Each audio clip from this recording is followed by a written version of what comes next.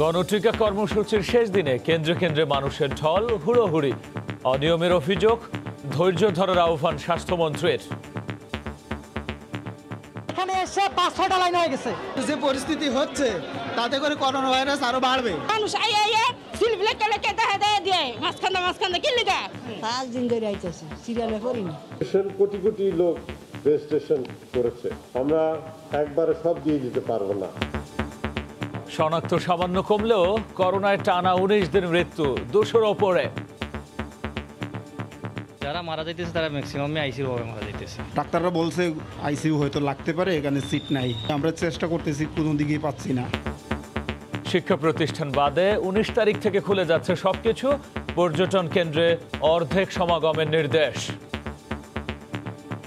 পানিতে ডুব দিয়ে আপনি কতক্ষণ থাকবেন? মাঝে মাঝে তো আপনাকে পানি থেকে উঠে এসে শ্বাস নিতে হবে, অক্সিজেন নিতে হবে। দেখছিলেন প্রধান শিরোনাম। রাত 11টার সময় সঙ্গে আছি আমি গোলাম রাব্বি। এবার অন্যান্য শীর্ষ সংবাদ। নভেম্বরে এসএসসি, ডিসেম্বরে এইচএসসি নিতে আশাবাদী সরকার। ফর্ম পূরণ শুরু, খুশি শিক্ষার্থীরা।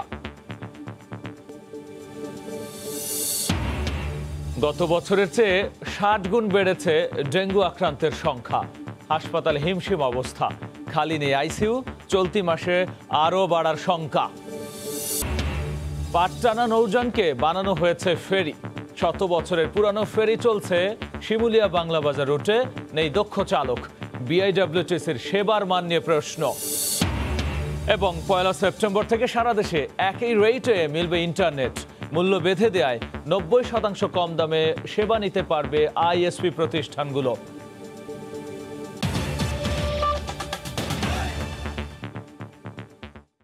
গণটিকা কর্মসূচির শেষ দিনে কেন্দ্রে কেন্দ্রে ভিড় সামাল দিতে হিমশিম খেতে হয়েছে হাসপাতাল কর্তৃপক্ষকে। টিকা না পেয়ে কোথাও কোথাও দেখা দেয় বিশৃঙ্খলা। না পেয়ে ফিরে যেতে হয়েছে অনেককেই।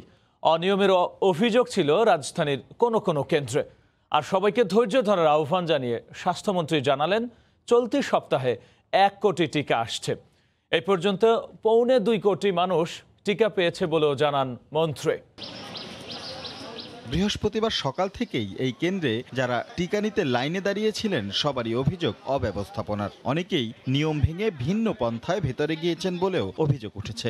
পরিচয় আমাদের এলাকা বড় ভাই, হ্যাঁ সারা ঢুকে আমার জানা মতো ঢোকেনি ভাই, যেহেতু আমি গেটে দাঁড়ায় আছি। এদিকে গণটিকা কার্যক্রম শেষ দিনেও 2 সিটির প্রায় 125টি কেন্দ্রে মানুষের ঢল নামে। ঘন্টা হিসেবে কেউ 12 থেকে 14 ঘন্টাও অপেক্ষা করেছেন 1 ডোজ টিকা নিতে। 5 দিন ধরে আইতেছে, সিরিয়ালে পড়িনি। আজকে আল্লাহ ফালাইছে। আমরা গতকালই সিরিয়াল দিয়ে গেছি, গতকাল দিছি তো আজকে আমাদের নাম রেখে ঢুকাইছে। যদিও এখানেও ছিল নানা অসঙ্গতি। একদিকে রাতভর লাইনে দাঁড়িয়ে অপেক্ষা, অন্যদিকে নানা প্রভাব খাটিয়ে বিকল্প পথে অল্প সময়ের মধ্যেই টিকা নিয়ে বাড়ি ফিরেন কেউ কেউ। ক্যামেরায় ধরাও পড়ে এমন চিত্র। আমি আসলে জানি না, উনি আমাকে বললো যে আমার এখানে সিরিয়াল ছিল, এর জন্য আমি আসছি। না না, আমার লোক আর ছিল আরেকজন, তার বদলি সে দাঁড়াইছে। আবার বেলা 11টা বাজতে না বাজতেই শেষ নির্ধারিত 350 ডোজ। সেক্ষেত্রে বিশেষ এই আয়োজনের শেষ দিনেও টিকা না পেয়ে ক্ষোভ ছাড়েন অনেকেই। অনেক কষ্ট করতেছি, এখন পর্যন্ত ভ্যাকসিন পাই নাই। সকালে আইছে, এখন কয়দিন নাই। টিকা নেয়ার চাহিদা যখন বাড়ছে, সেই সময় শঙ্কা মজুত নিয়ে স্বাস্থ্যমন্ত্রী জানালেন, চলতি সপ্তাহে 1 কোটি টিকা আসছে। বিভিন্নভাবে ভ্যাকসিন পাচ্ছি, আমরা কোভ্যাক্স থেকে ভ্যাকসিন পাচ্ছি, আমরা নিজেরাও ক্রয় করছি। আমাদের যদি 80% লোককে ভ্যাকসিন দিতে হয়, তাহলে পরে 26-27 কোটি ভ্যাকসিন লাগবে। আমরা এত ভ্যাকসিন একবারে তো পাবো না, আমরা রাখতেও পারবো না। একই অনুষ্ঠানে স্বাস্থ্য অধিদপ্তরের মহাপরিচালক জানালেন, হাসপাতালে শয্যা বাড়ানো আর সম্ভব নয়। টিকা নেয়ার পাশাপাশি সচেতন হওয়ার তাগিদ দেন তিনি। আমরা যথাসাধ্য চেষ্টা করেছি। রাশেদ লিমন, সময় সংবাদ, ঢাকা। একই চিত্র রাজধানীর বাইরেও। মডার্না টিকা শেষ হওয়ার খবরে রেজিস্ট্রেশন না করেই কেন্দ্রে ভিড় করেন অনেক মানুষ। এ সময় হুড়োহুড়িতে অসুস্থ হয়ে পড়েন অনেকে। আর টিকা কেন্দ্রগুলোতে বরাবরের মতোই উপেক্ষিত স্বাস্থ্যবিধি। ব্যুরো রিপোর্টার ও জেলা প্রতিনিধিদের পাঠানো তথ্য ছবি নিয়ে বিস্তারিত। মডার্নার টিকা শেষ হবে, এমন খবরে বৃহস্পতিবার সকাল থেকেই রংপুর মেডিকেলের টিকা কেন্দ্রে হুমড়ি খেয়ে পড়েন হাজার হাজার মানুষ। আগে টিকা নেয়ার প্রতিযোগিতায় শুরু হয় হুড়োহুড়ি। যেহেতু করোনা ভাইরাসের জন্যই টিকা দেওয়া, কিন্তু যে পরিস্থিতি হচ্ছে তাতে করে করোনা ভাইরাস আরো বাড়বে। সিরিয়াল ছাড়া লোকগুলো সরে দিয়ে চলে যাচ্ছে সামনে। এখানে এসে 5-6টা লাইন হয়ে গেছে, এখানে কোনো ম্যানেজমেন্ট নাই, কোনো কিছু নাই। জেলার সিভিল সার্জন জানান, রংপুর মেডিকেল কেন্দ্রে একই সঙ্গে প্রথম ও দ্বিতীয় ডোজ দেওয়ায় এ পরিস্থিতি সৃষ্টি হয়েছে। 40 থেকে 50,000 ডোজ রয়েছে। মডার্না ভ্যাকসিনের ফার্স্ট ডোজ বন্ধ হয়ে যাচ্ছে। 14 তারিখ থেকে আমরা সেকেন্ড ডোজ শুরু করব। চট্টগ্রামের কেন্দ্রে কেন্দ্রেও টিকা নিতে চলে প্রতিযোগিতা। বৃহস্পতিবার ভোর থেকেই লম্বা লাইনে দাঁড়িয়ে মানুষ অপেক্ষা করতে থাকেন। দ্বিতীয় ডোজের SMS আসলেও মডার্নার টিকা না পেয়ে ফিরে যান প্রত্যাশীরা। নানা অনিয়মের অভিযোগ করেন তারা। এখানে এত হয়রানির অবস্থা, এটা কিন্তু নিয়ম না। কইছে সবাইকে দিব মেসেজ ছাড়া, আবার মেসেজ দিব, এই তালিমানি কয়। এদিকে গণটিকা গ্রহণের শেষ দিনে নারায়ণগঞ্জেও ছিল উপচে পড়া ভিড়। এমনকি টিকা কেন্দ্রের বাইরে দেখা গেছে দালালদেরও।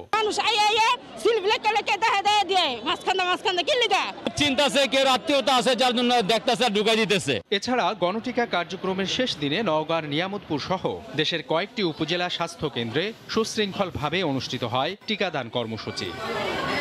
সাবিত সারোয়ার, সময় সংবাদ। দেশে করোনা শনাক্ত ধীরে ধীরে কমতে শুরু করলেও টানা 19 দিন মারা যাচ্ছেন 200-র ওপরে মানুষ। সবশেষ 24 ঘন্টায় সারা দেশে মারা গেছেন 215 জন, আর সবচেয়ে বেশি 65 জন মারা গেছেন ঢাকায়। রিপোর্টার ও জেলা প্রতিনিধিদের পাঠানো তথ্য, সবিনা রিপোর্ট।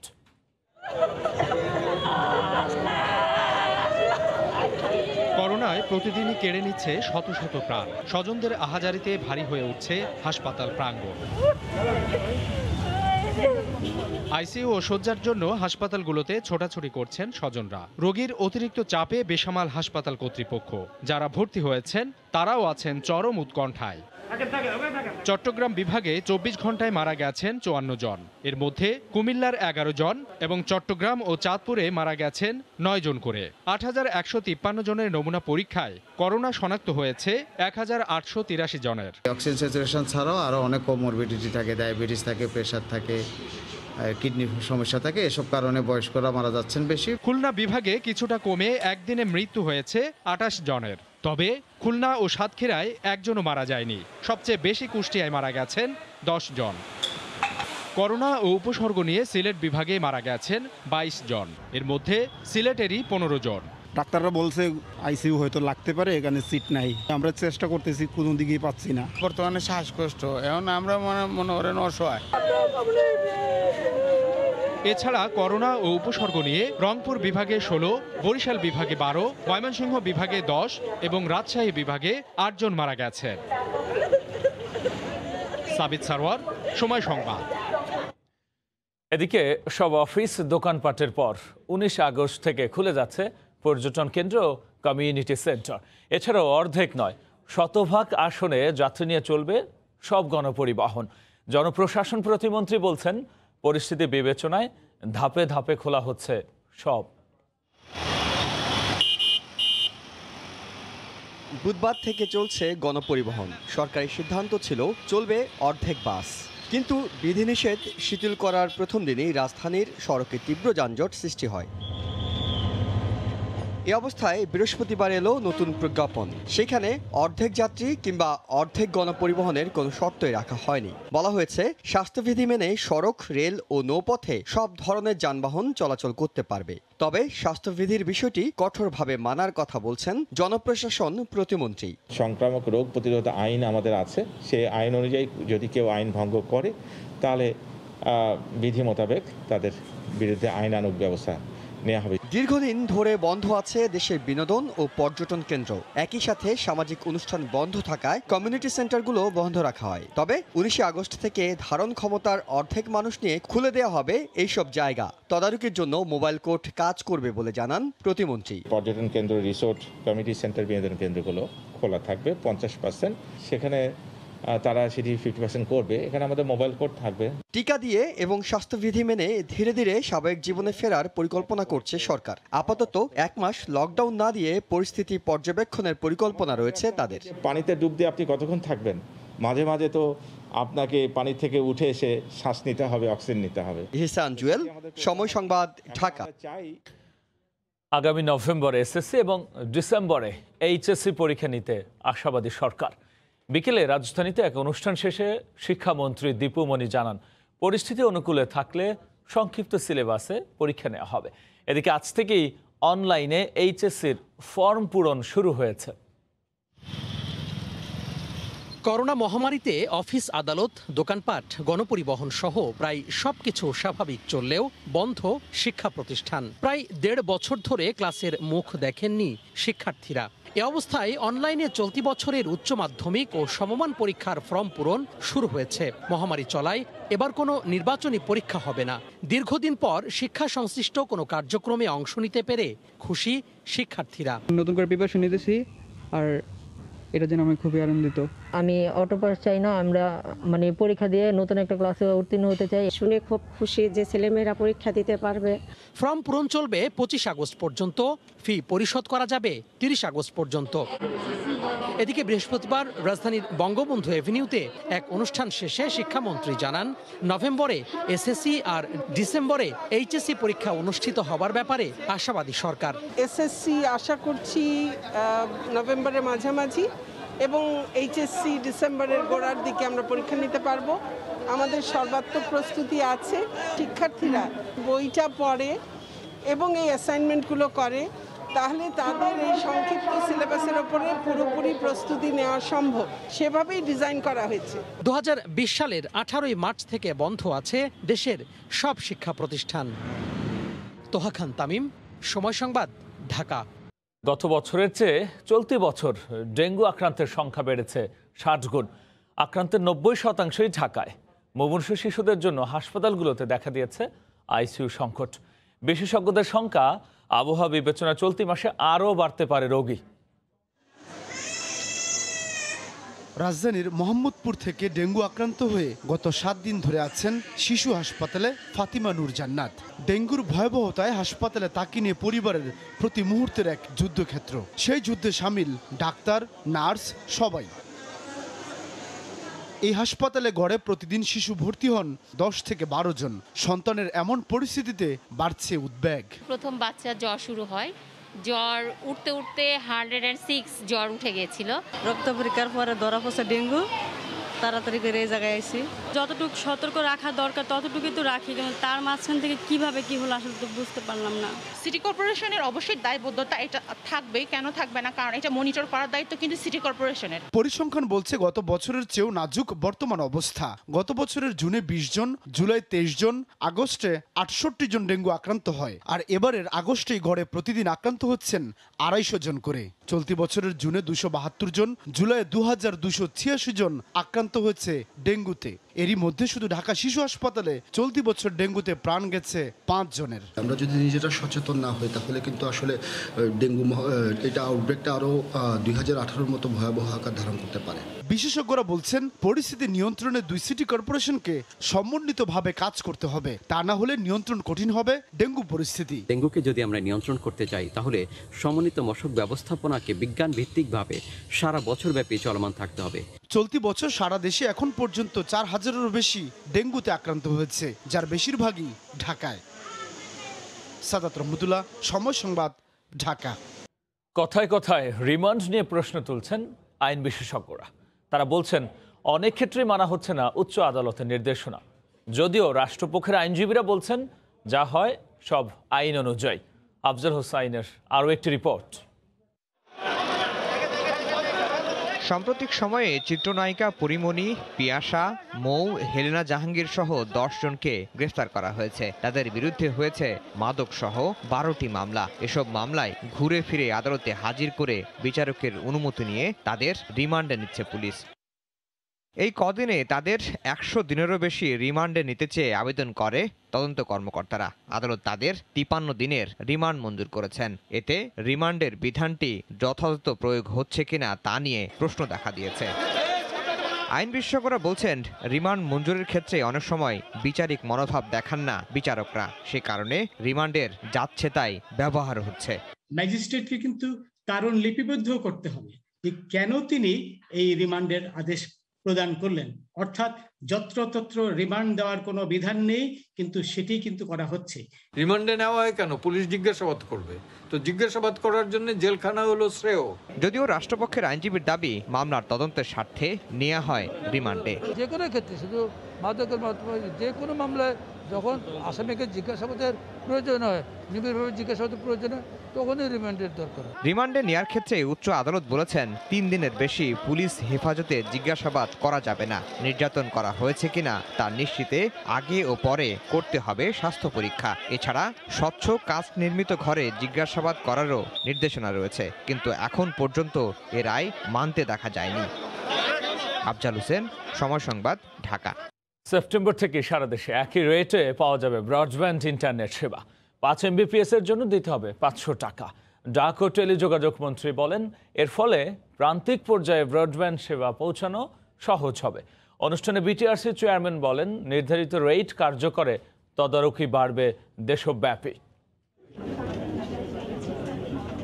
ডিজিটাল বাংলাদেশের পথযাত্রায় গত এক যুগে বাংলাদেশ পাড়ি দিয়েছে অনেকটা পথ। ফ্রিল্যান্সিং সহ প্রযুক্তি খাতে লাখ লাখ মানুষের কর্মসংস্থান হয়েছে, যা আরও বেগবান করতে ইন্টারনেট সেবাকে প্রান্তিক পর্যায়ে নিয়ে যাওয়ার কাজও শুরু হয়েছে। গত জুন মাসে ব্রডব্যান্ড ইন্টারনেটের আইএসপি পর্যায়ের দাম 3টি স্ল্যাবে বেঁধে দেওয়া হয়। 5 MBPS 500 টাকা নির্ধারণ করে বিটিআরসি। কিন্তু টেলিকমিউনিকেশন ট্রান্সমিশন নেটওয়ার্কের চার্জ ও ব্যান্ডউইথের বিভিন্ন দামের অভিযোগে তা কার্যকর হয়নি। বুধবার যা সুনির্দিষ্ট করে বিস্তারিত নীতিমালা তুলে ধরে বিটিআরসি। এতে 1 সেপ্টেম্বর থেকে এক দেশ এক রেট কার্যকরে বাধা কেটে গেল। ব্রডব্যান্ড ইন্টারনেটকে কিন্তু আমাদের ওই জনগণের কাছে নিয়ে যাওয়ার জন্য আমাদের আজকের এই সিদ্ধান্ত সবচেয়ে কার্যকর একটা সিদ্ধান্ত হিসেবে কাজ করবে।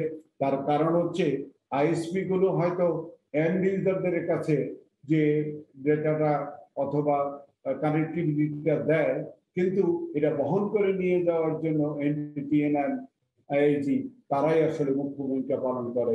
এবং এই মুখ্য ভূমিকা পালনকারীদেরকে যখন আমরা একটা প্ল্যাটফর্মে এনে সর্বসম্মত রেটের মধ্যে নিয়ে যেতে পেরেছি। 1 MBPS ব্যান্ডউইথে সর্বোচ্চ 8 জনকে সেবা দিতে পারবে আইএসপি প্রতিষ্ঠানগুলো। নির্দেশ অমান্য করলে ব্যবস্থা নেওয়ার হুঁশিয়ারি দেন বিটিআরসির চেয়ারম্যান।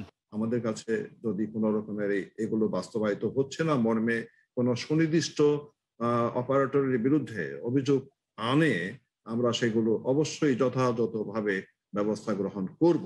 জেলা প্রশাসক ইওনো তাদের কাছেও কিন্তু এই অভিযোগ উত্থাপন করা যাবে। আমরা তাদেরকেও এটা দেখভাল করার জন্য সম্পৃক্ত আমরা করব। বেসরকারি এনটিটিএন প্রতিষ্ঠানগুলো এখাতের সরকারি প্রতিষ্ঠানের সেবার দামও নির্ধারণের দাবি জানান। হরিপদ সাহা, সময় সংবাদ, ঢাকা। দেশে করোনা টিকা প্রদান কার্যক্রম বন্ধ করতে বিদেশ থেকে সুরক্ষা অ্যাপে ক্রমাগত সাইবার হামলা চেষ্টা চালানো হচ্ছে বলে জানিয়েছেন তথ্য ও যোগাযোগ প্রযুক্তি প্রতিমন্ত্রী জুনায়েদ আহমেদ পলক। আর সবগুলো হামলা চেষ্টা নস্যাৎ করা সম্ভব হয়েছে বলেও দাবি করেছেন তিনি। বৃহস্পতিবার এক অনুষ্ঠানে প্রতিমন্ত্রী এমন দাবি করেন। চলতি বছরের 7 ফেব্রুয়ারি দেশে আনুষ্ঠানিকভাবে করোনা ভাইরাসের টিকাদান কর্মসূচি শুরু হয়। দেশের মানুষকে সহজ ও সাবলীলভাবে করোনা ভ্যাকসিন দেওয়ার লক্ষ্যে সুরক্ষা নামের একটি অ্যাপ তৈরি করে সরকারের আইসিটি বিভাগ, যেখানে 2 কোটিরও বেশি মানুষ টিকা নিতে নিবন্ধন করেছেন।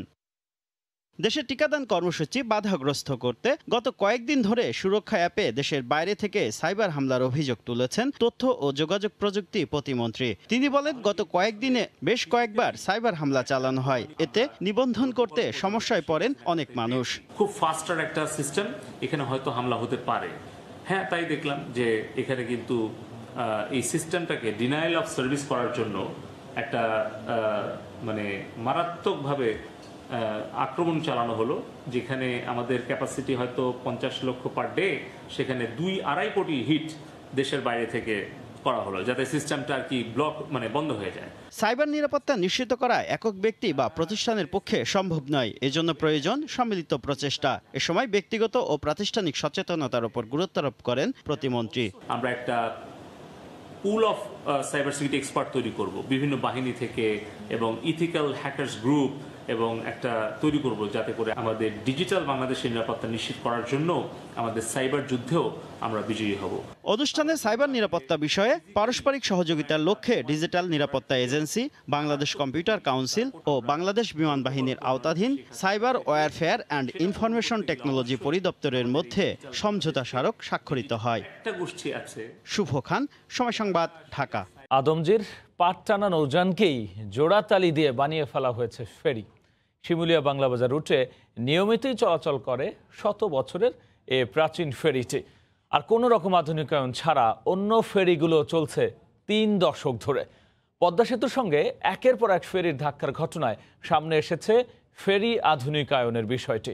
নাসিরুদ্দিন উজ্জ্বলের রিপোর্ট, ছবি তুলেছেন আবু সাইদ। পদ্মা সেতুর এক খুঁটি থেকে আরেক খুঁটির দূরত্ব 150 মিটার।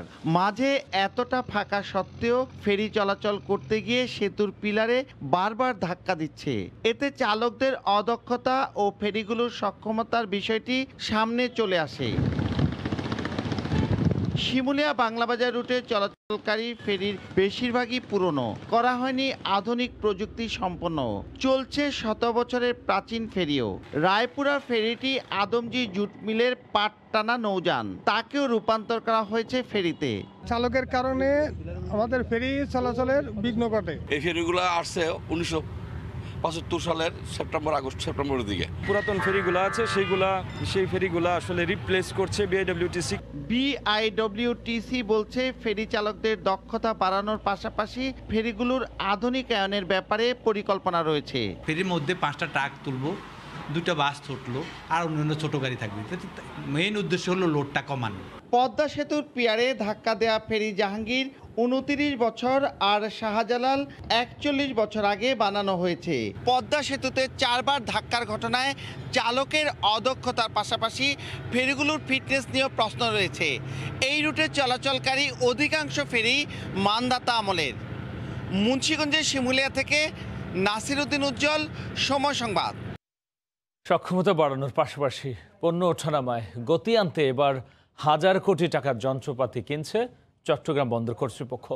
17 ধরনের 104টি যন্ত্রের অর্ধেক বন্দরের বহরে যুক্ত হবে চলতি বছরে। 4টি গ্যান্ট্রি ক্রেন সহ বাকি যন্ত্রপাতি আসবে আগামী বছরের মাঝামাঝিতে। এসব যন্ত্রপাতি বহরে যুক্ত হলে বছরে 40 লাখ কন্টেইনার হ্যান্ডলিংয়ের সক্ষমতায় পৌঁছাতে পারবে। সাক্ষাৎপুর ক্যামেরায় কমলদের রিপোর্ট।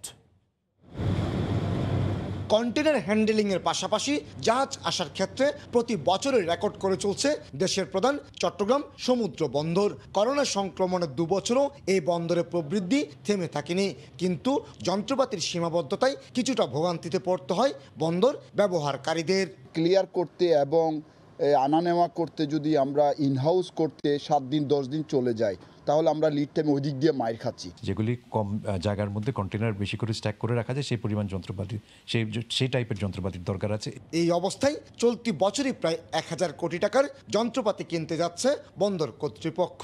এর ভিতরে আমরা 25টার জন্য আমরা অলরেডি অর্ডার প্লেস করে দিয়েছি, যেগুলো আগামী ডিসেম্বর এবং জানুয়ারি মাসের ভিতরে আমাদের ফ্লিটে এসে যোগদান করবে। সাধারণ ক্রেন দিয়ে প্রতি ঘন্টায় 12 থেকে 15টি কন্টেনার হ্যান্ডেলিং করা গেল, গ্যান্ট্রি ক্রেন দিয়ে হ্যান্ডেলিং করা যায় 30টির বেশি। তাই বর্তমানে যেসব যন্ত্রপাতি কেনা হচ্ছে এগুলো বহরে যুক্ত হলে বন্দরে বছরের হ্যান্ডেলিং দক্ষতা 40 লাখ ছাড়িয়ে যাবে, যা বর্তমানে 30 লাখ। আমাদের গতি বাড়বে তখন। এখন একটা ইকুইপমেন্ট যদি 5টা অ্যাসাইনমেন্টের জন্য যায়, তখন দেখা যাবে একটা ইকুইপমেন্ট 2টা অ্যাসাইনমেন্টের জন্য আছে। এই বন্দরের মাধ্যমে সরকারের রাজস্ব আয় হয় 60,000 কোটি টাকার বেশি। বাংলাদেশের অর্থনীতির গতি প্রকৃতি নির্ধারণ হয় এই বন্দরের কার্যক্রমের উপর। তাই সময়ের সাথে তাল মেলাতে এই বন্দরের সক্ষমতা বাড়ানোর কোনো বিকল্পই নেই। চট্টগ্রাম বন্দর থেকে কমল দে, সময় সংবাদ।